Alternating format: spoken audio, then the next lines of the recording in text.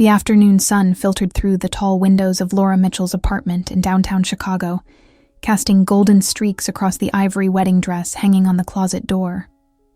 She stood before it, coffee mug in hand, trying to summon the excitement she knew she was supposed to feel. The dress was beautiful, custom-made with delicate lace sleeves and a flowing train that would photograph perfectly in the historic church where she and Daniel would exchange vows in just 3 days. Daniel Parker, her fiancé of 2 years, a corporate lawyer with impeccable manners, a stable income, and the kind of reputation that made mothers smile approvingly. He was everything her parents had hoped she would find after graduating from Northwestern with her degree in marketing. Responsible, ambitious, predictable in the best possible way. Their relationship had unfolded like a well-written business plan, each milestone reached at the appropriate time. Laura took a sip of her coffee, now lukewarm, and felt that familiar tightness in her chest. It had been there for months, a subtle pressure she kept trying to rationalize away. Cold feet, she told herself. Normal pre-wedding jitters. But this felt different somehow. It wasn't fear of commitment. It was something quieter, more persistent. A sense that she was walking through a life that fit perfectly on paper but felt slightly wrong in her body. Her phone buzzed on the counter. A group text from her college friends, the bridesmaids. Tonight, 7 p.m. Dress code. Elegant but ready to have fun. No backing out, Laura. Sarah's message was followed by champagne glass emojis. Laura smiled despite herself. Her bachelorette party. She had specifically requested nothing wild. Her friends had promised something different, classy, something she would actually enjoy. They had been mysterious about the details, which made her both curious and slightly nervous. The rest of the afternoon passed in a blur of last-minute wedding tasks, confirming the final head count, reviewing the seating chart, responding to congratulatory messages. Daniel called around 4, his voice warm and familiar, asking how she was feeling. She said all the right things back, felt the words leave her mouth with practiced ease, and wondered when exactly they had started to feel more like performance than truth. By 6:30, she was standing in front of her closet, deliberating over what to wear. Her friends had said elegant, so she chose a deep emerald dress that hugged her curves, paired with heels that made her legs look impossibly long. Looking at herself in the mirror, Laura saw exactly what everyone else saw.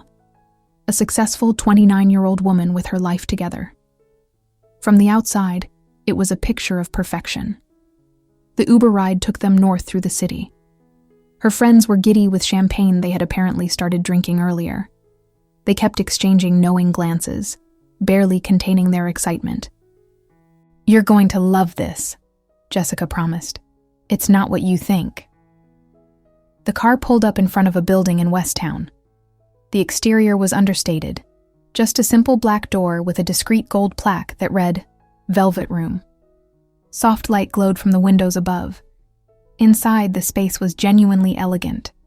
Exposed brick walls, plush velvet seating in deep burgundy, dim lighting that created an atmosphere of intimacy. Small tables surrounded a central stage, and waiters moved quietly between them. A hostess led them to a reserved table near the stage. The performances began shortly after they settled in. Dancers, both men and women, moved across the stage with genuine skill, their routines blending contemporary dance with elements of burlesque. There was sensuality, yes, but also athleticism, humor, storytelling. Then the lights shifted to a deeper amber, and a new performer took the stage. She was tall, with natural grace that couldn't be taught. Her dark hair was pulled back in a sleek ponytail, and she wore a fitted black bodysuit. But it was her face that caught Laura's attention, the striking combination of strength and softness. The music began, and the woman started to move. Laura had watched several performances already that evening, but this was different. Something about the way this dancer inhabited the stage made it impossible to look away. Halfway through the routine, the dancer's eyes swept across the audience and landed directly on Laura. The contact lasted only a moment, but in that brief exchange something shifted. Laura felt it in her chest, that same tightness transformed into something else entirely. Not pressure, but recognition. The performance ended to enthusiastic applause. Laura clapped along mechanically, her mind still processing, trying to understand why her heart was racing. Her friends were laughing, ordering another round. Laura excused herself, needing air. She made her way toward the back where a small outdoor patio offered respite. The night air was cool against her flushed skin. She leaned against the brick wall, breathing deeply. "Are you okay?" Laura turned to find the dancer from the stage standing nearby, now wrapped in a silk robe, her hair loose. Up close, she was even more striking, with warm brown eyes that held genuine concern. "I'm fine," Laura said automatically, then laughed. "Actually, I don't know." The woman smiled. "First time at a place like this? Is it that obvious? You develop a sense for it." She extended her hand. "I'm Helena." "Laura." The handshake was brief, but warm. They stood in comfortable silence before Helena spoke again. "Your friends seem like they're having a good time. Special occasion?" Laura hesitated. "My bachelorette party. I'm getting married in 3 days." If Helena was surprised, she didn't show it. "Congratulations." "It should be exciting," Laura heard herself say. "Everyone keeps telling me how lucky I am, and they're right. Daniel is everything anyone could want. Successful, kind, reliable. My parents adore him." "But..." Helena's voice was soft. Laura looked up at the night sky. "But I keep waiting to feel something I can't quite name. Some certainty, some peace. And instead there's just this absence, like I'm missing something fundamental." She couldn't believe she was saying these things to a stranger. But somehow, the truth felt safer than all the careful lies. Helena didn't offer platitudes. "That sounds really difficult, living with that kind of uncertainty." "I thought it would go away, that if I just kept moving forward, eventually I would feel what I'm supposed to feel. But the wedding keeps getting closer, and the feeling keeps getting stronger." "What if nothing's wrong with you?" Helena asked quietly. "What if you're just listening to something everyone else has been teaching you to ignore?" Laura turned to look at her fully. "How do you do that? Perform the way you do? So completely yourself? So free?" Helena considered the question seriously. "It took me a long time. I spent years dancing the way I thought I should, trying to be what other people expected. Classical ballet, perfect lines, no deviation. I was good at it, technically proficient. But I was miserable. It wasn't until I let go of expectations and started moving from here." She placed a hand over her heart. "That I actually found myself." "Were you scared?" "Terrified. Letting go of who you think you should be to discover who you actually are? That's the scariest thing I've ever done, but also the most necessary." Sarah's voice called from inside. "Laura, where did you go?" Helena smiled. "Your friends are looking for you." "Yeah." Laura didn't move. "This feeling I have, this sense that something's missing." "Have you ever felt that?" "Yes, and I can tell you that ignoring it doesn't make it go away. It just makes the walls higher." Laura nodded slowly. "Thank you for understanding." "You're not being ridiculous, Laura. You're being honest. That takes courage." Helena reached into her pocket and pulled out a business card. "We have a different kind of performance next week, if you're interested. No pressure." Laura took the card, their fingers brushing briefly. She looked down at it. Helena Torres, performer and choreographer. "Laura, come on." Sarah appeared in the doorway. "Oh, you're talking to one of the dancers." "She was amazing," Laura agreed, tucking the card into her clutch. She looked at Helena one more time. "Thank you again." "Good luck with everything," Helena said, the words feeling like a benediction. Laura rejoined her friends, let herself be pulled back into the celebration. but for the rest of the night, part of her remained on that patio, having a conversation she didn't fully understand, but somehow desperately needed.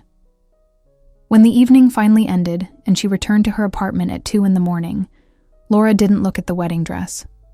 Instead, she pulled Helena's business card from her clutch and stared at it for a long time, turning it over in her fingers like a key to something she couldn't yet name. Laura woke the next morning with a headache and disorientation that had nothing to do with champagne. Sunlight streamed through her curtains, too bright, too insistent. Her phone showed it was past 10. 3 text messages from Daniel, 2 from her mother, 1 from the wedding planner. All needing responses, all pulling her back into the machinery of her constructed life. But first, her eyes went to the business card on her nightstand. Helena Torres.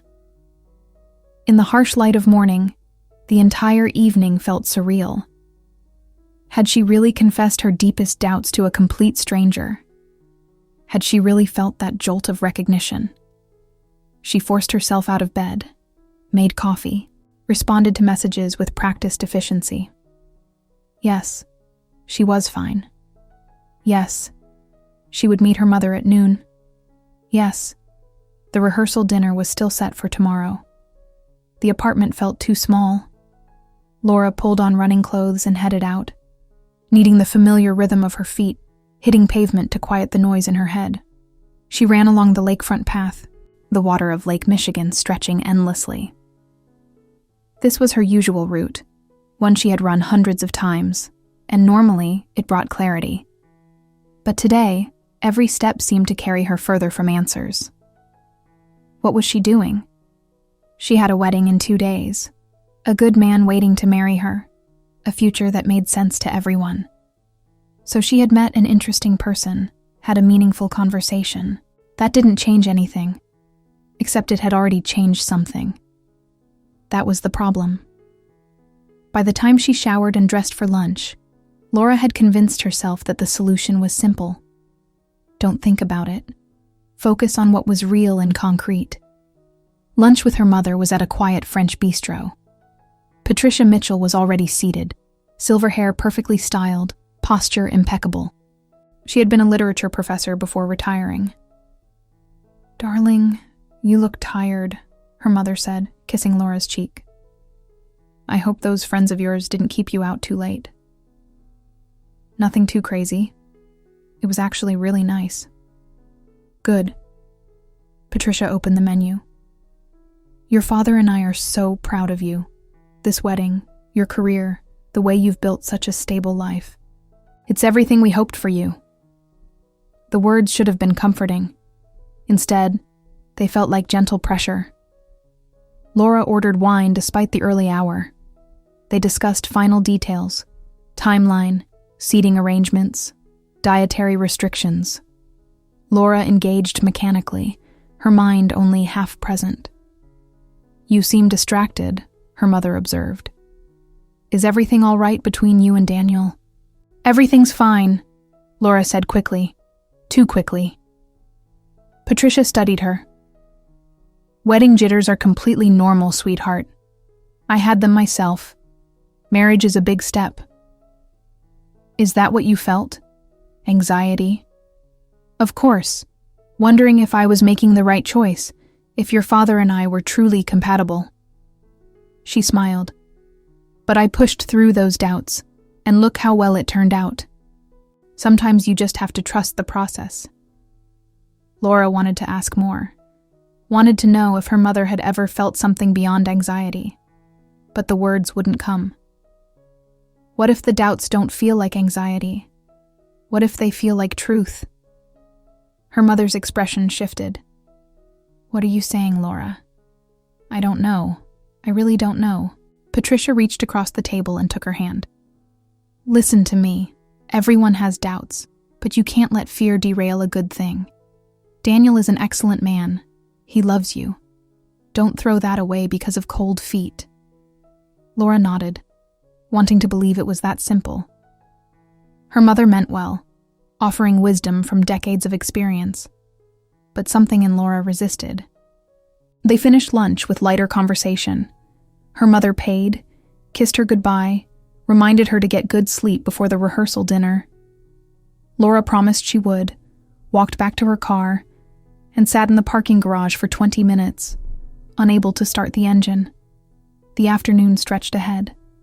She should go home, finalize her vows, call the florist. Should do productive, wedding-related tasks. Instead, she found herself pulling Helena's business card from her wallet. What would she even say? Before she could overthink it, Laura typed a message. "Hi, Helena. This is Laura from last night. I know this is random, but I was wondering if you might have time to grab coffee. I'd like to continue our conversation. No pressure." She hit send, then immediately regretted it. This was inappropriate. What was she doing? Her phone buzzed 30 seconds later. "Hi, Laura. I'd be happy to meet for coffee. I'm free this afternoon. There's a quiet place called Intelligentsia in Wicker Park. 4 o'clock? Laura stared at the response, heart racing. She could say no, could retreat back into safety, or she could show up. She typed back, 4 works. See you there. The coffee shop was quiet and unpretentious. Laura arrived 15 minutes early, ordered a latte, tried to calm her nerves.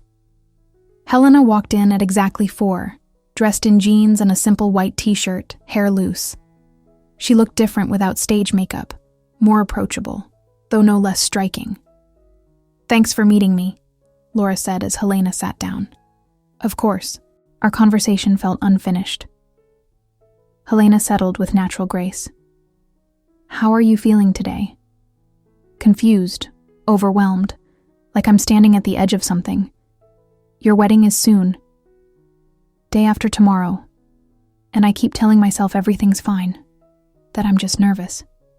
But it doesn't feel normal." "But it doesn't feel normal," Helena finished gently. "No." Laura wrapped her hands around her cup. "I don't even know why I contacted you. We don't know each other. But you're the only person who hasn't told me to just ignore what I'm feeling." Helena was quiet, considering. "Can I tell you something about my own experience?" Laura nodded. "When I was 24, I was engaged too, to a man named Marcus who was perfect on paper. Everyone was thrilled.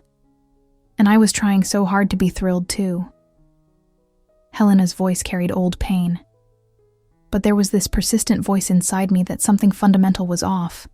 I thought I was broken. What happened? I married him anyway.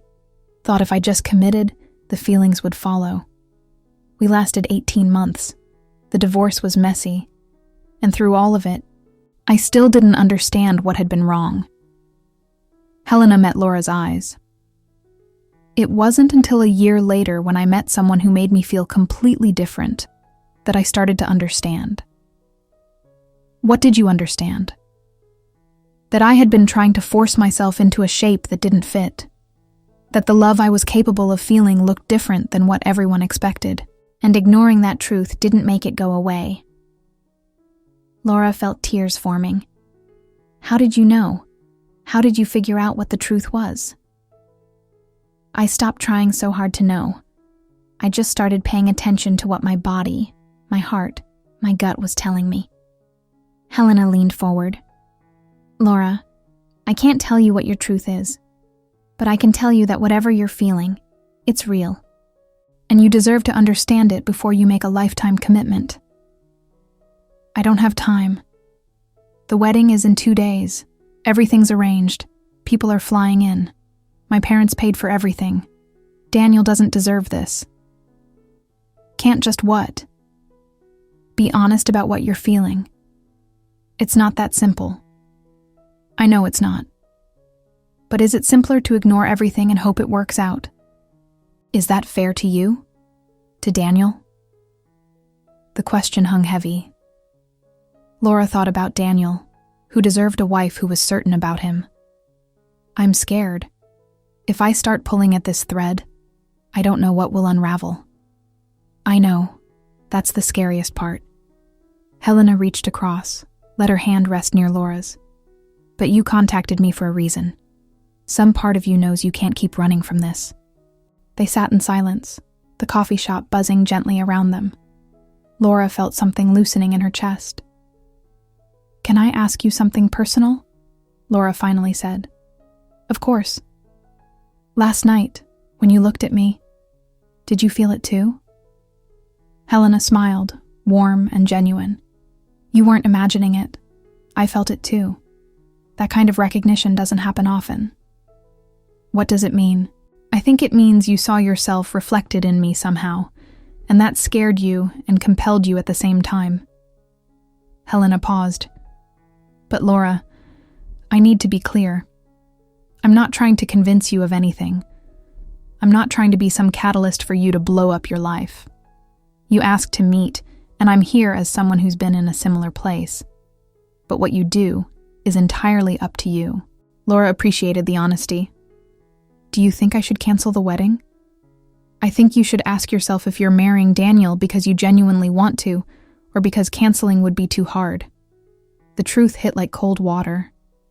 She was marrying Daniel because the alternative felt impossible, because disappointing people seemed harder than just going through with it.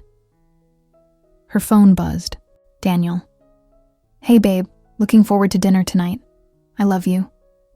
The words that had once brought comfort now felt like an accusation. "I should go," Laura said suddenly. "I have dinner with Daniel. I need to think." Helena nodded. "Take care of yourself, Laura." Laura stood, hesitated. "Will I see you again?" "That's up to you."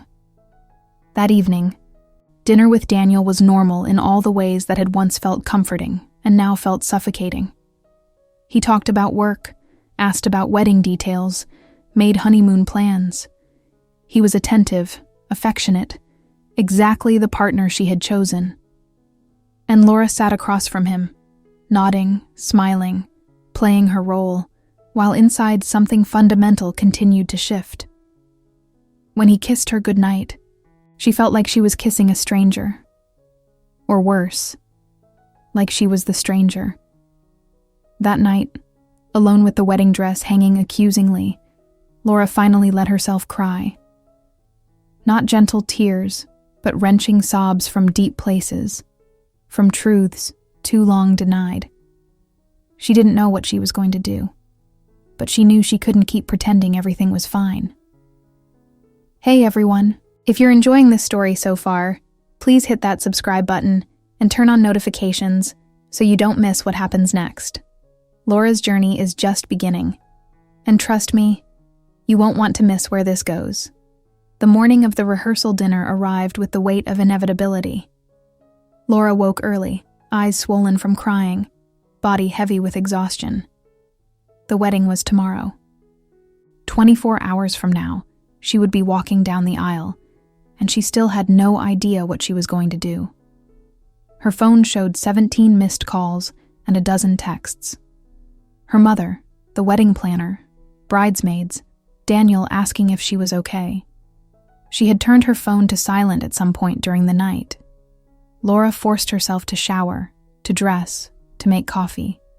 Normal motions. Muscle memory carrying her through routines. She looked at herself in the bathroom mirror, searching for clarity, but saw only confusion and fear. The rehearsal was at 4, dinner at 6. Hours stretching ahead, each one bringing her closer to a point of no return. Her phone rang again. This time she answered. Daniel's voice, warm with concern. "Hey, I've been trying to reach you.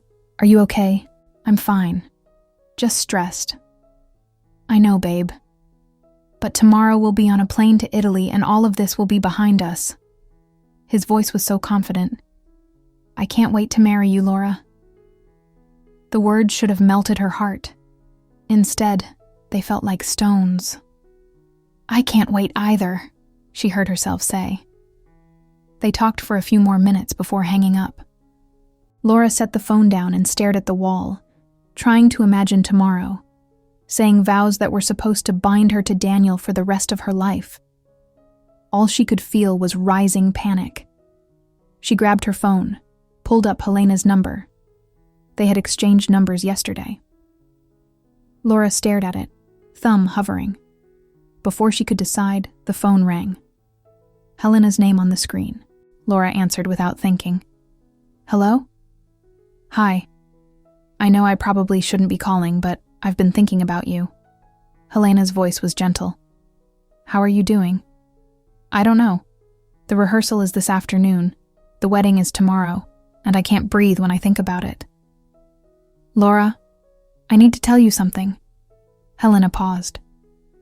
I've been where you are, and I need you to know that whatever choice you make, it's yours to make. But you can't make it from fear or obligation. You have to make it from truth. I don't know what my truth is.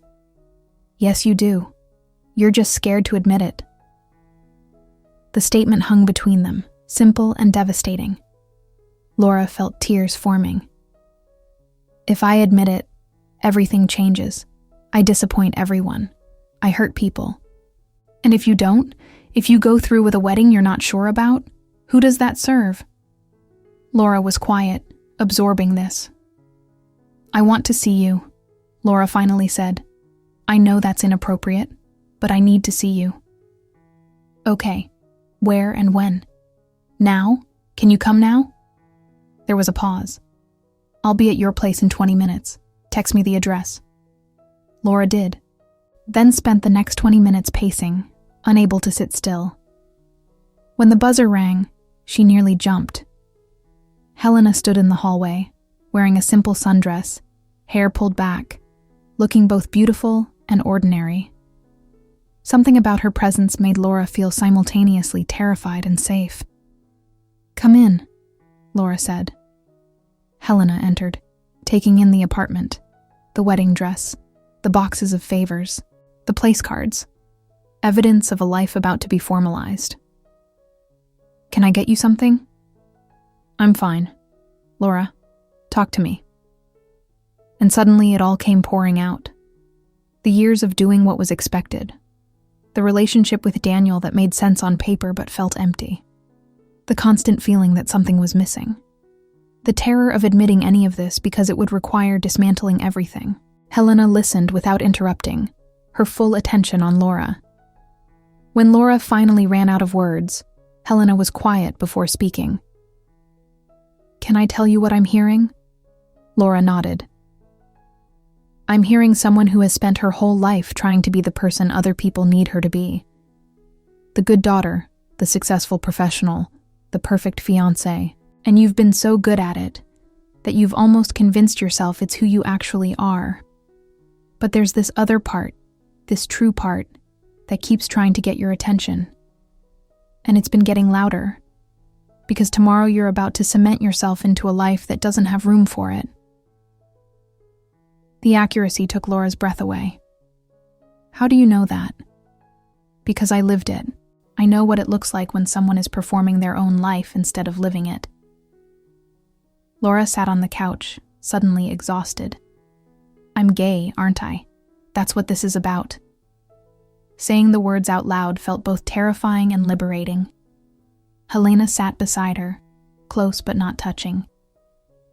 I can't tell you who you are, Laura. That's something only you can know. But I can tell you that the way you're feeling, the things you're questioning, they matter. They're real. And they deserve to be honored. I've never been attracted to women before. How can I suddenly be gay at 29? Sexuality isn't always something you discover all at once.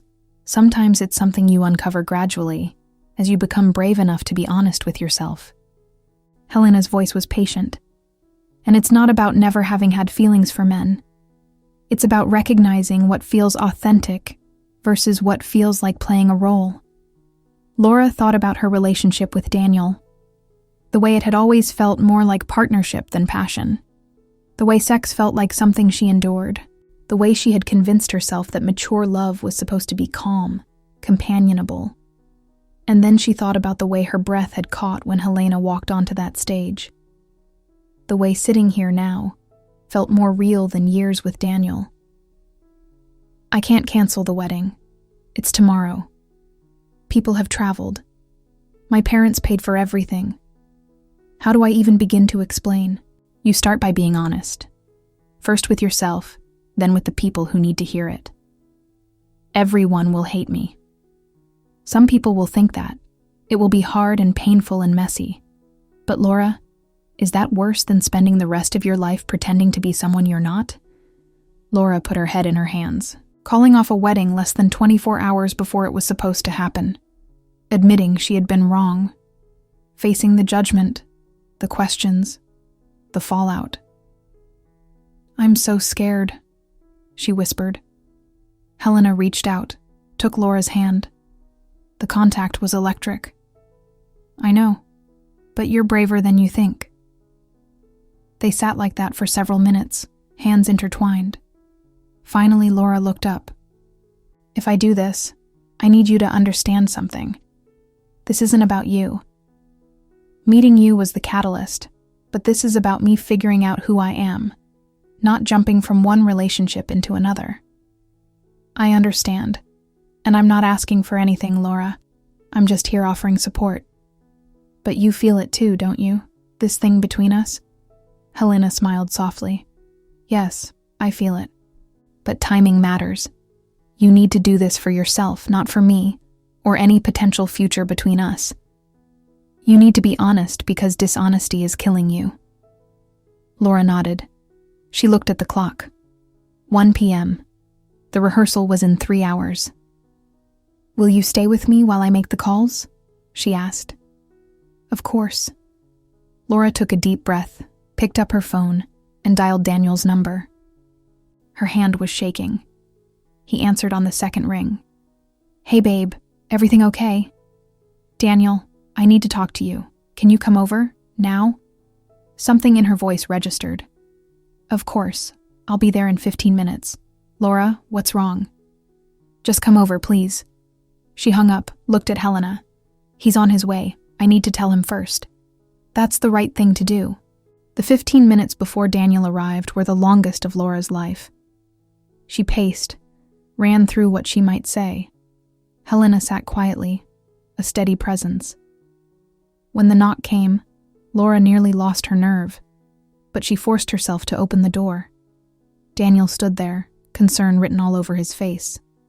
Behind him, he could see Helena on the couch, and his expression shifted to confusion.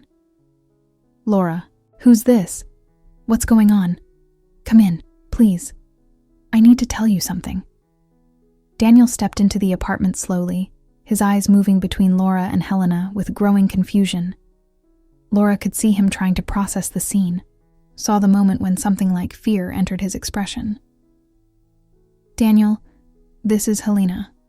We met at my bachelorette party, and I asked her to be here because I need support for what I'm about to tell you." Daniel's jaw tightened. Support for what, exactly? He looked at Helena with undisguised hostility. "What's happening here?" Helena stood. "I should give you two privacy. Laura, I'll be outside if you need me." "Please stay. I can't do this alone," Laura said, catching her arm. Daniel's face went pale. "Can't do what alone? Laura, you're scaring me. Just tell me what's going on." Laura felt like she was standing at the edge of a precipice, but she had come too far to turn back. The truth was rising in her throat, demanding to be spoken. "I can't marry you tomorrow," she said. The words came out barely above a whisper, but in the quiet apartment they might as well have been shouted. Daniel stared at her as if she had spoken in a foreign language. "What?" "I can't marry you. I'm so sorry, Daniel, but I can't do it." The color drained from his face. He took a step back, as if she had physically struck him. "This is a joke, right? Some weird pre-wedding panic? The wedding is tomorrow. Everything's ready. Our families are here. What are you talking about? I know how terrible the timing is, but I can't marry you feeling the way I feel." Laura's voice cracked, tears streaming. "It wouldn't be fair to you. You deserve someone who is absolutely certain." "What doubts?" Daniel's voice was rising, panic and anger mixing. "We've been together for 2 years. We've built a life. We have plans. What doubts could you possibly have that you're just bringing up now?" Laura looked at Helena helplessly. Helena gave her a small nod but stayed silent, I've been feeling wrong for months, Laura tried to explain. Like I was going through the motions of a life that looked right but didn't feel right. And I kept telling myself it was just nerves. But they haven't passed. They've gotten stronger. And I finally understand why. Why? Daniel demanded. Explain it to me. Help me understand how we go from planning our honeymoon to you calling off our wedding. Because I don't think I can be the wife you need. Laura took a shuddering breath. Because I'm realizing things about myself that I should have understood a long time ago. About who I am. About what I want. Daniel's eyes narrowed, comprehension beginning to dawn. He looked at Helena, then back at Laura. Is this about her? Did you cheat on me? No, I didn't cheat. I would never. Helena and I just talked. But the conversation made me face things I've been avoiding. What things? Just say it, Laura. I think I'm gay, Laura said, and saying them to Daniel made them real in a different way. I think I've been gay all along and just couldn't admit it. And I can't marry you knowing that. I can't build a life with you based on a lie. The silence that followed was deafening. Daniel stood frozen, his face cycling through emotions, disbelief, hurt, anger, betrayal. When he finally spoke, his voice was cold. You think you're gay, you think. And you're making this determination less than 24 hours before our wedding based on a conversation with a woman you just met? Do you understand how insane that sounds? I know how it sounds. But Daniel, if I'm questioning this much, if I have this many doubts, we can't get married. Even if I'm wrong, you don't want to marry someone who's this uncertain. What I want is the woman I fell in love with.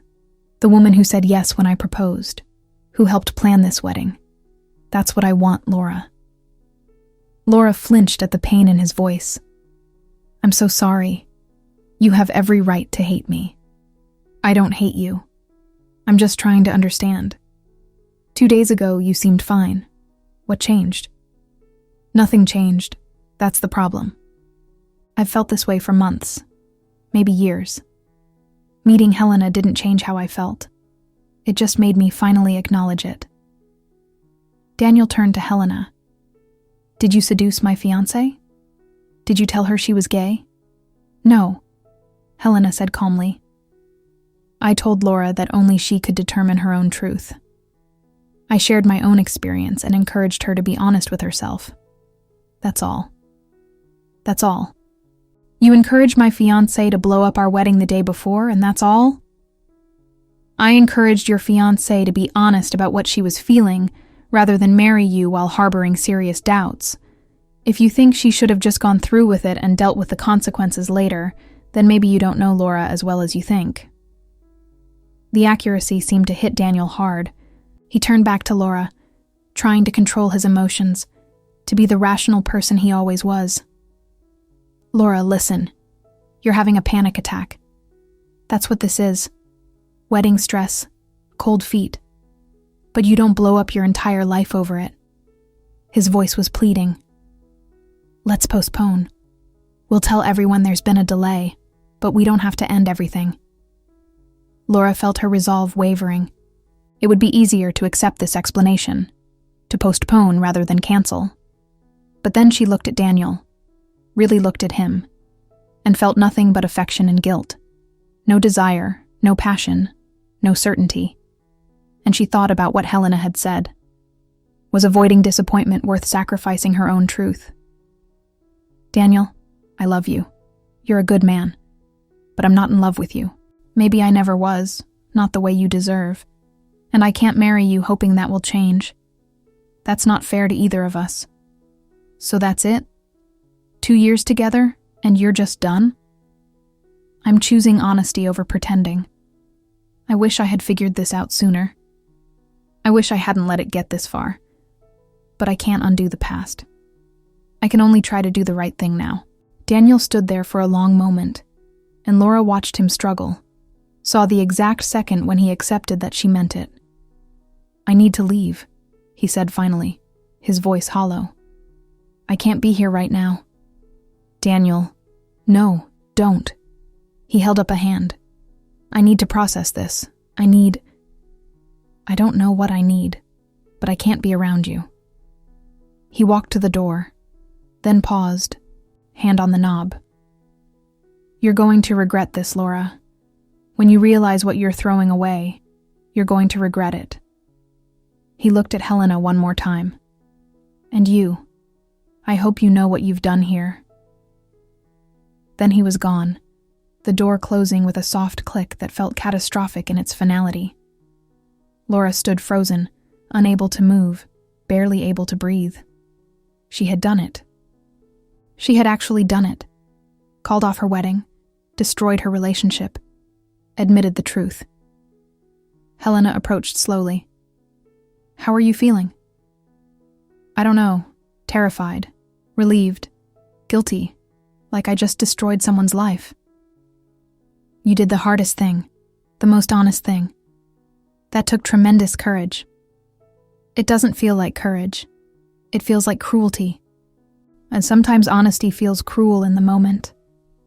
But the alternative would have been crueler in the long run. Laura nodded numbly. Her phone was already ringing. Daniel must have called someone. She saw her mother's name and felt her stomach drop. I have to tell my parents. They're going to be devastated. Do you want me to stay? Laura looked at Helena, this woman who had become her anchor. Would you? I know I'm asking too much. You're not. I'll stay as long as you need. Laura answered her mother's call. What followed was one of the most difficult hours of her life. Her mother's shock giving way to anger, then pleading, then cold disappointment. Her father getting on the line, his voice tight, asking if she was absolutely certain. Laura stood her ground, repeated the same explanations, endured the questions. The wedding planner called. Bridesmaids texted. Laura's phone became a constant stream of notifications, each one a reminder of the massive disruption. Through it all, Helena sat nearby, occasionally bringing water or placing a comforting hand on Laura's shoulder. Not interfering, just being present. And that made it bearable. By early evening, the immediate chaos had subsided. Calls had been made, vendors notified, the wedding officially canceled. Laura's parents needed space. Daniel had texted once. I've told my family, don't contact me. Laura sat on her couch, emotionally exhausted. You can go if you need to. Do you want me to go? Laura considered honestly. No, I don't want to be alone. But I understand if you need to leave. I don't need to leave. They sat in silence. Finally, Helena spoke. How are you really doing? Laura took a moment to check in with herself. I feel like I just jumped off a building and I'm still falling. I feel terrified. But underneath all of that, I also feel free, like I can finally breathe fully for the first time in years. That's a good sign. Even when making the right choice is painful, there's usually some sense of rightness underneath.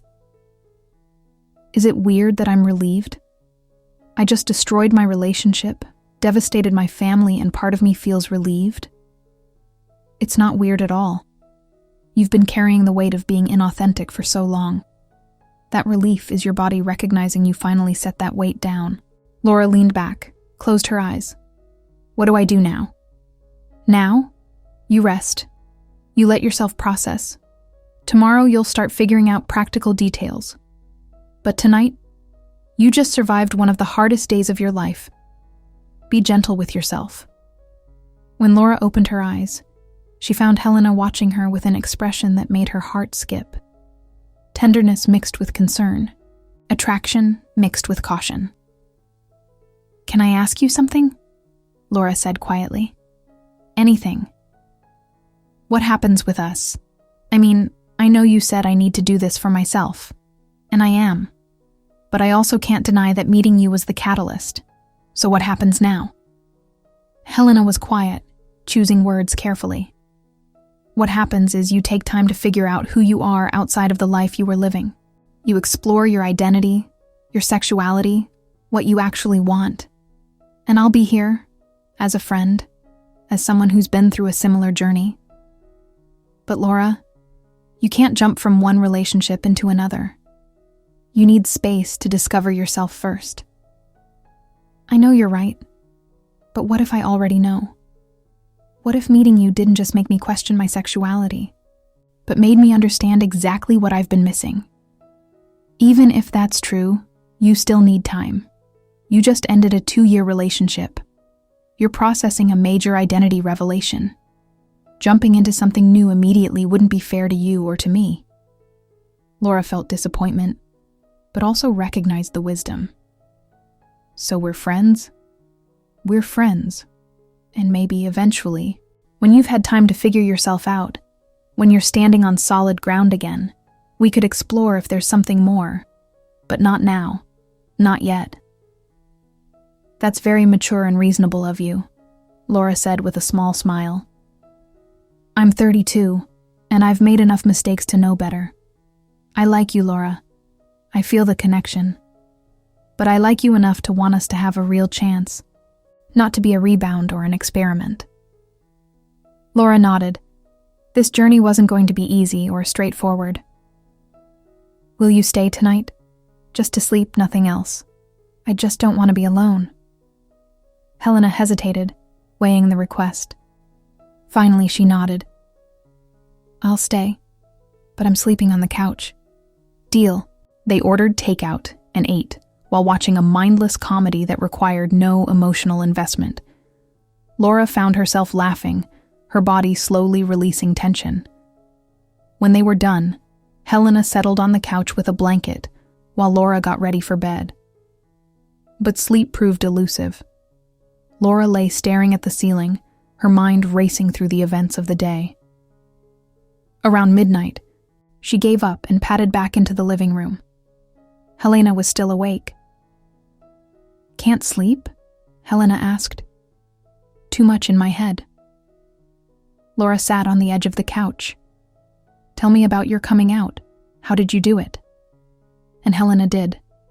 She talked about her own journey, the confusion and fear, difficult conversations with family, the process of rebuilding her life around her authentic self. She talked about mistakes, lessons learned, eventual peace.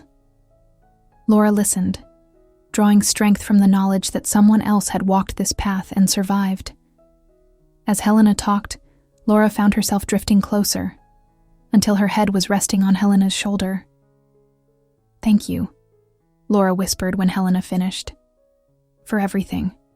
For being honest. For staying. For showing me it's possible to get through this. You're going to be okay. It won't be easy, but you're going to be okay. And sitting there, in the quiet of the night, with the wreckage of her old life around her, and the terrifying possibility of a new life ahead, Laura allowed herself to believe it, too. Laura woke to sunlight streaming through the windows, and the disorienting realization that it was Saturday morning, her wedding day. Except there was no wedding. She lay still for a moment, processing the surreal reality of waking up on what should have been the most important day of her life with absolutely nothing to do. Helena was already awake, had made coffee, was sitting at the kitchen table with her laptop. She looked up when Laura emerged, offered a gentle smile. Good morning. How did you sleep? Better than expected, Laura admitted, accepting the coffee Helena poured. I thought I'd be up all night, but I actually slept.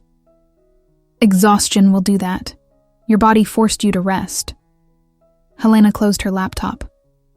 I was thinking I should probably head out soon, give you some space to process everything. Laura felt a flash of panic but pushed it down. Helena was right. She couldn't lean on her for everything. Okay, but can I have your number, just in case I need to talk? You already have it, and I mean it, Laura. Call or text if you need to. I'm here. After Helena left, the apartment felt impossibly empty. Laura wandered through it, looking at all the wedding paraphernalia. The seating chart would never be used. The favors would never be distributed. The dress would never be worn. She should have felt devastated. Instead, she felt oddly calm, like she had been holding her breath for years and finally could exhale. Her phone had been quiet all morning, but around noon it started again. Her mother calling, asking if they could talk. Laura agreed to meet at a coffee shop, neutral territory. Patricia Mitchell looked like she had aged 10 years overnight. Her eyes were red from crying, her usually impeccable appearance slightly disheveled. She ordered tea with shaking hands and sat across from Laura with profound disappointment. "I've been up all night trying to understand," her mother began, "trying to figure out where we went wrong, what we missed." "You didn't do anything wrong, Mom. This isn't about you or Dad." "Then help me understand. Because from where I'm sitting, you threw away a perfectly good man over some sort of identity crisis. Do you know how many women would kill to have what you had with Daniel? I know, and they should have it. Someone who actually loves him the way he deserves. That person just isn't me." "How can you possibly know that? You've been with Daniel for 2 years. You can't just decide overnight that you're gay and blow up your entire life." "It wasn't overnight, Mom. I've been feeling this way for a long time. I just finally admitted it." Patricia's hands trembled. "Is this about that woman? The dancer from your bachelorette party? Did she seduce you?" "No one seduced me. Helena just helped me see what I'd been refusing to acknowledge. But even if I never met her, these feelings would still be here." "Feelings," her mother said with barely disguised contempt. "You're destroying your life over feelings. What about commitment? What about honoring your promises? What about the fact that love is a choice, not just a feeling?" "You're right that love is a choice. And I'm choosing not to lie. To Daniel. To you. To myself. Would you really want me to marry him knowing I have doubts this fundamental? I want you to work through your doubts like an adult instead of running away." The words stung, primarily because part of Laura worried her mother was right. Was she being brave or cowardly? But then she thought about standing at the altar tomorrow, saying vows she didn't mean, committing to a lifetime of pretending. And she knew, despite her mother's judgment, that calling off the wedding had been the right thing to do. They talked for another hour, going in circles, her mother trying different angles to make Laura see reason, Laura gently but firmly holding her ground. By the end, they were no closer to understanding each other. "I need time," her mother said as they prepared to leave. "Your father and I need time to process this. We love you, Laura, but we're very disappointed. I know, I'm sorry for hurting you." "Are you sorry for calling off the wedding? Or just sorry we're upset about it?" Laura considered honestly. "I'm sorry for the pain it's caused everyone, but I'm not sorry for being honest. I can't apologize for that." Her mother's expression hardened. "Then I guess we don't have anything more to say to each other right now." She left, and Laura sat alone, feeling the weight of her mother's disappointment settle over her like a heavy blanket. This was the cost of authenticity. Over the next few days, Laura existed in a strange liminal space. She took time off work, claiming a family emergency. She avoided social media. She spent long hours alone, processing, thinking, trying to understand herself. She also started researching, reading articles and books about coming out later in life, about compulsory heterosexuality, about discovering your sexuality after years of living differently. Everything she read resonated. Helena texted regularly, checking in, offering support without being invasive. They met for coffee a few times, conversations that ranged from deeply personal to wonderfully mundane. Laura found herself looking forward to these meetings with an intensity that both thrilled and frightened her. "I think I need to tell you something," Laura said during one of their coffee dates, about a week after the canceled wedding. "And I need you to be honest with me about how you feel." Helena set down her cup, gave Laura her full attention. "Okay. I know you said I need time to figure myself out. And you're right. I do. But Helena, I also need you to know that meeting you wasn't just about discovering I'm gay. It was about meeting someone who makes me feel more alive than I've ever felt. Someone I can't stop thinking about. Someone I'm pretty sure I'm falling for, despite the absolutely terrible timing." Helena was quiet for a moment, her expression unreadable. Then she reached across the table and took Laura's hand. "I need to be honest with you, too. I feel the same way. From that first moment on stage when our eyes met, I felt it. And every conversation we've had since has only made it stronger. But Laura, I meant what I said about timing. You're still processing so much. Your family is struggling with this. Adding a relationship to all of that complexity might not be wise. I know the timing is awful, but when is the timing ever perfect? And what if waiting means we miss something real? What if rushing in means we ruin something that could be really special?" Helena countered gently. "I'm not saying never. I'm saying not yet. Let's keep getting to know each other. Let's be friends. And when you're standing on solid ground, when you've had time to really understand yourself, then we can talk about being more." Laura wanted to argue, wanted to say that she already knew what she wanted, but deep down, she recognized the wisdom. She had just ended a 2-year relationship. She was coming out. She was rebuilding her relationship with her family. Adding romantic complexity might be too much. "You're annoyingly reasonable," Laura said with a small smile. "I'm trying to be smart about this because I like you too much to mess it up. Can you be patient with me?" "I'll try." And Laura did try. She focused on herself, on understanding her sexuality, on building a life that felt authentic. She started seeing a therapist who specialized in LGBTQ issues, working through years of compulsory heterosexuality and internalized homophobia. She slowly began rebuilding her relationship with her parents, patient conversations where she helped them understand. Her father came around first, admitting he just wanted her to be happy. Her mother took longer, but eventually softened when she saw how much healthier Laura seemed. Daniel remained absent from her life. She heard through mutual friends that he was dating someone new, seemed to be doing okay. Laura felt relieved more than anything. Throughout all of this, Helena remained a constant presence. Friend, supporter, occasional lunch companion. They talked about everything and nothing, building a foundation of genuine friendship that felt more solid than any romantic relationship Laura had ever had. About 3 months after the canceled wedding, Laura attended her first Pride event.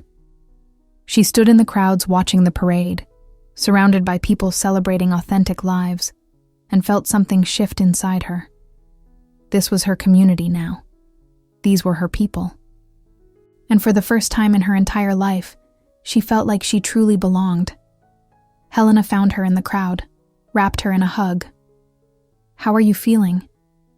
"Like I'm home," Laura said, surprised by the tears in her eyes. "Like I finally found where I'm supposed to be." "I'm glad," Helena said, and the warmth in her voice made Laura's heart skip. They spent the day together, laughing and dancing and celebrating. And when the sun started to set and they found themselves alone on a quiet street corner, Helena took Laura's hand and asked, "Do you remember what I said about timing? About waiting until I was on solid ground?" "Yeah, I think maybe you're there now. What do you think?" Laura looked at Helena, really looked at her. This woman who had been patient and kind, who had given her space to grow, who had become one of the most important people in her life. And she realized Helena was right. She was standing on solid ground now. She knew who she was. She knew what she wanted. "I think I'm ready, if you are." Helena smiled, that beautiful warm smile that had first caught Laura's attention months ago. "I'm ready." Their first kiss happened right there on that street corner, with Pride celebrations echoing around them, and it was everything Laura had been waiting for. Not rushed or desperate, but tender and certain. A beginning rather than an escape. If you're still with me on this journey, please drop a comment below telling me what your favorite part of the story has been so far. And don't forget to subscribe if you haven't already. This story isn't over yet, and what comes next is beautiful. 6 months later, Laura sat in a coffee shop in Andersonville, the historically LGBTQ neighborhood of Chicago, where she had recently moved into a small apartment. The space was nothing like the polished downtown place she had lived in before. This apartment was modest, filled with mismatched furniture and plants she was learning to keep alive, but it was entirely hers. Every choice, every detail, reflected who she actually was, rather than who she thought she should be. Her laptop was open to a half-written email to a potential client. After the canceled wedding, Laura had decided to leave her corporate marketing job and start freelancing, focusing on work with LGBTQ nonprofits and small businesses. The pay was less stable, but the work felt meaningful in a way her previous job never had. Her phone buzzed with a text from Helena. "Still on for dinner tonight? I'm making that pasta you love." Laura smiled, typing back, "Wouldn't miss it." "Should I bring wine?" "Already got some, just bring yourself."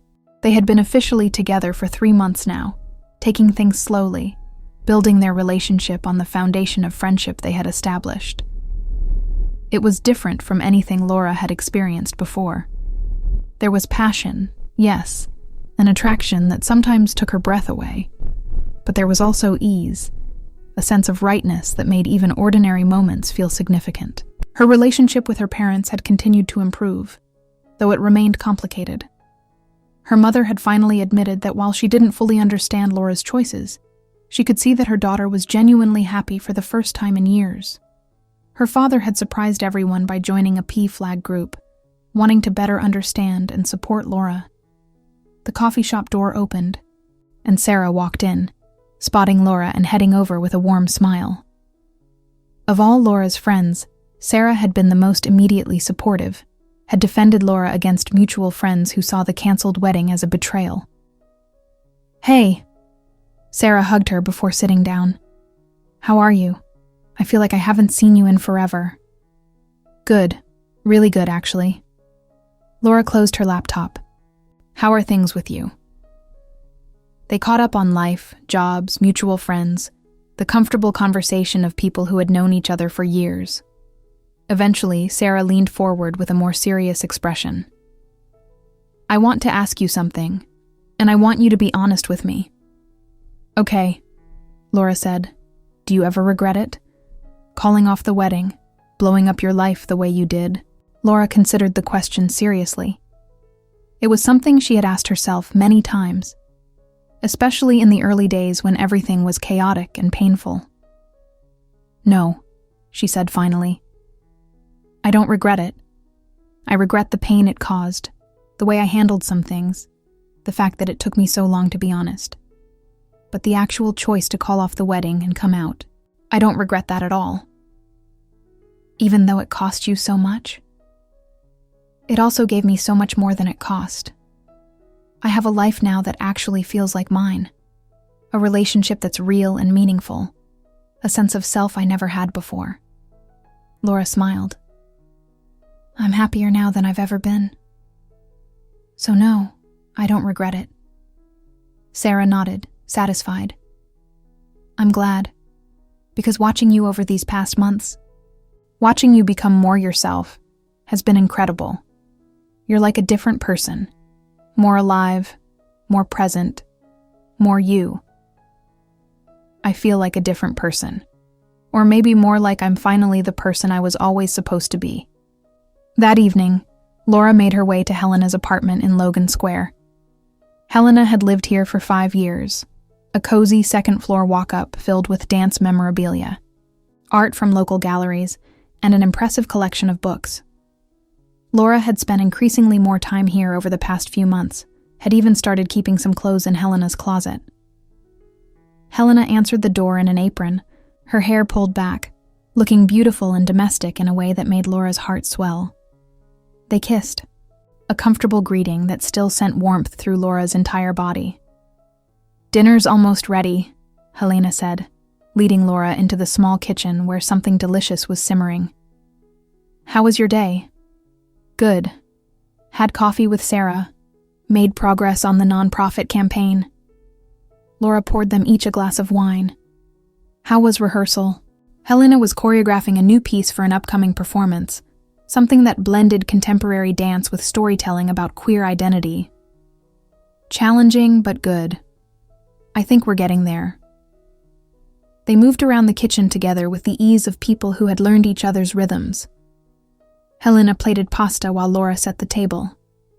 They talked about their days, made plans for the weekend, discussed a documentary they wanted to watch. Over dinner, Helena grew quieter, seeming to be working up to something. Laura waited patiently. I want to talk to you about something, Helena finally said.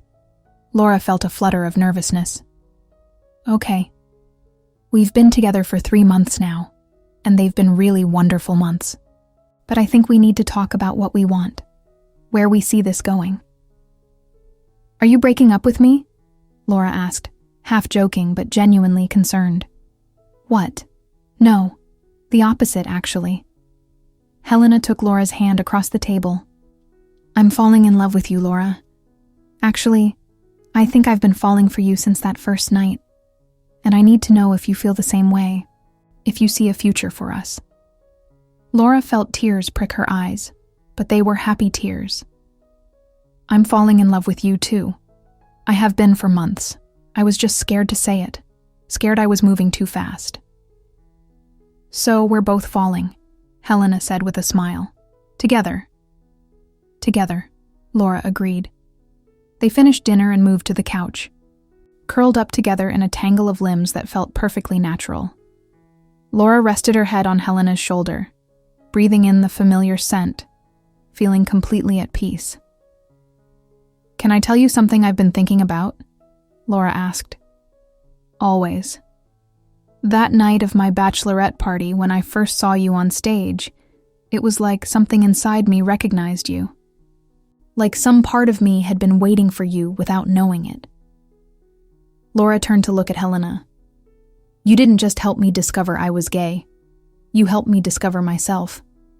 And I don't think I would have had the courage to do that without you. You would have, Helena said gently.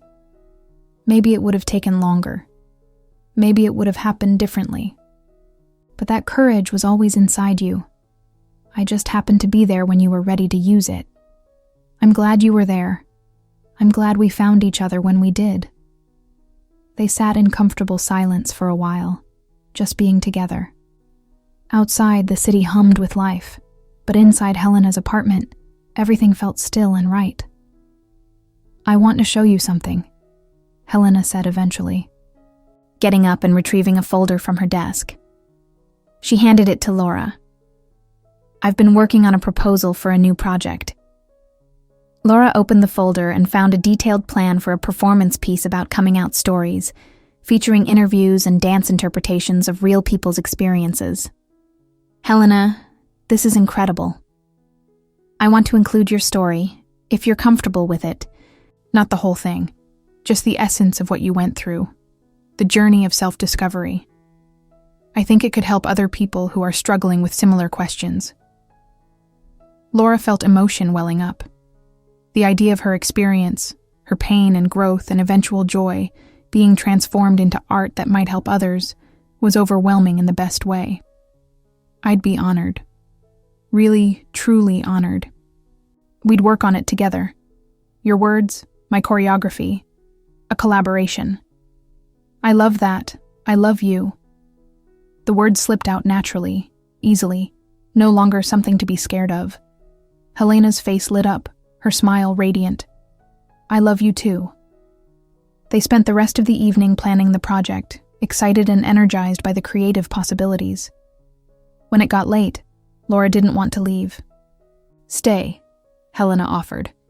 We have that big bed, plenty of room. Laura stayed. They changed into comfortable clothes, brushed their teeth side by side like couples do, and climbed into bed together. Helena wrapped her arms around Laura, and Laura felt safer, more content than she had in her entire life. "Thank you," Laura whispered into the darkness. "For what?" "For being patient with me, for giving me time to figure things out, for not rushing me or pushing me, but also for not giving up on the possibility of us. You were worth waiting for. You are worth waiting for." Laura turned in Helena's arms, kissed her softly. "I'm done waiting now. I'm ready to build something real with you, something lasting. So am I." They fell asleep like that, wrapped around each other. And Laura's last thought before drifting off was how different this felt from every other relationship she'd had. There was no performance here, no pretending, no forcing herself to feel things she didn't feel or be someone she wasn't. This was just real, authentic, true. The next few months brought their own challenges and joys. Laura's freelance business grew steadily. She and Helena worked on the performance piece together, the collaboration bringing them even closer. Laura's mother attended one of Helena's performances, and afterward admitted that she could see why her daughter loved this woman. Daniel reached out once, an email that was gracious and mature, saying he hoped she was happy, and that he had found his own path forward. Laura responded with equal grace, wishing him well, grateful that they could both move on without bitterness. Almost a year to the day after the canceled wedding, Laura and Helena were having brunch at their favorite spot when Helena reached across the table and took Laura's hand. "I have something I want to say, and I want you to just listen without interrupting." Laura nodded, curious and slightly nervous. "A year ago, you walked into the Velvet Room for your bachelorette party. You were engaged to someone else, planning a completely different life. And somehow, in the middle of all that, we found each other. Or maybe we found ourselves through each other." Helena's voice was steady but emotional. "This year has been the best of my life. Watching you grow into yourself, building this relationship with you, creating art together, just being together. Every day I fall more in love with you." Laura felt tears streaming down her face, but stayed silent as Helena had asked. "I know we've talked about the future in abstract ways, but I want to talk about it concretely now. Laura Mitchell, I want to build a life with you. I want mornings like this, and quiet evenings and creative collaborations and everything in between. I want to be your partner, your person, your home." Helena pulled a small box from her pocket and opened it, revealing a simple, elegant ring. "I'm not asking you to marry me, not yet. We both know you need more time before taking that step again. But I'm asking you to commit to building toward that future, to move in together, to intertwine our lives fully, to make this official in every way except the legal one, at least for now. What do you say?" Laura couldn't speak through her tears, but she nodded vigorously, extending her hand so Helena could slide the ring onto her finger. It fit perfectly. "Yes," she finally managed. "Yes to all of it. To building a life with you, to moving in together, to whatever future we create. Yes." They kissed across the table, ignoring the interested looks from other diners, lost in their own perfect moment. When they finally pulled apart, Laura looked at the ring on her finger, simple and beautiful and exactly right. "I love you," she said. "I love this life we're building, and I love that we're doing it at our own pace, in our own way." "That's what makes it perfect," Helena agreed. "We're writing our own story, not following someone else's script." As they left the restaurant, hands intertwined, Laura thought about how far she had come from that night at her bachelorette party. She had been so scared then, so confused, standing at the edge of everything she knew and too frightened to jump. But she had jumped, and instead of falling, she had learned to fly. Her life now bore no resemblance to the life she had planned a year ago. She wasn't married to Daniel in a traditional house with a conventional future. Instead, she was building something entirely different, entirely her own, with a woman she loved deeply and a community that embraced her fully. It wasn't the life anyone had expected for her, but it was the life she was meant to live. That evening, Laura called her mother to share the news about moving in with Helena. She heard the brief pause, the moment of adjustment, before her mother said, "I'm happy for you, sweetheart. Truly. You deserve all the love and joy you found." "Thanks, Mom. That means everything. I'm learning. It's taken time, but I'm learning that your happiness looks different than I imagined, and that's okay. It's more than okay. It's beautiful." After they hung up, Laura stood at the window of Helena's apartment, soon to be their apartment, looking out at the city lights. Chicago had always been home, but now it felt like home in a different way. A place where she could be completely herself, where she could love and be loved authentically. Helena came up behind her, wrapped her arms around Laura's waist, rested her chin on her shoulder. "What are you thinking about?" "How grateful I am for that night at the Velvet Room, for you having the courage to be yourself so fully that it gave me permission to do the same. For every step of this journey, even the painful parts, because they all led here. I'm grateful too. For brave women who are willing to question everything to find their truth. For second chances and new beginnings. For you." They stood like that as the sun set over Chicago. Two women who had found each other at exactly the right moment, even though the timing seemed impossible. Two women building a life that honored who they actually were, rather than who they were supposed to be. Laura thought about the wedding dress still hanging in the back of her closet, a remnant of a life she had walked away from. She should probably donate it, because she had found her own happy ending, and it looked nothing like what she had imagined.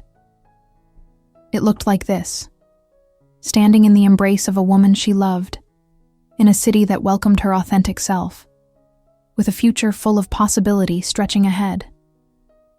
No script to follow, no expectations to meet, just the freedom to create something real and beautiful and entirely their own. "I love you," Laura said again, because it never got old. "I love you too, always." And in that moment, Laura understood that she hadn't found true love despite calling off her wedding. She had found it because she had the courage to walk away from what wasn't right in order to make space for what was. The story that had started with panic and confusion and a chance meeting at a bachelorette party had become a story of self-discovery, authenticity, and a love more real than any Laura had ever known. It wasn't the ending anyone expected. It was so much better. As the last light faded from the sky and the city transformed into a constellation of lights below them, Laura and Helena stood together, two women who had found their way home. Not to a place, but to themselves, and to each other. And that was exactly where they were meant to be. Thank you so much for staying with Laura and Helena through their entire journey. If this story touched your heart, please leave a comment sharing what it meant to you. Your words mean the world. And if you haven't subscribed yet, please do. I have more beautiful stories of love, courage, and self-discovery coming your way. Remember, the most important love story you'll ever live is the one where you're brave enough to be completely, authentically yourself. Thank you for being here. The end.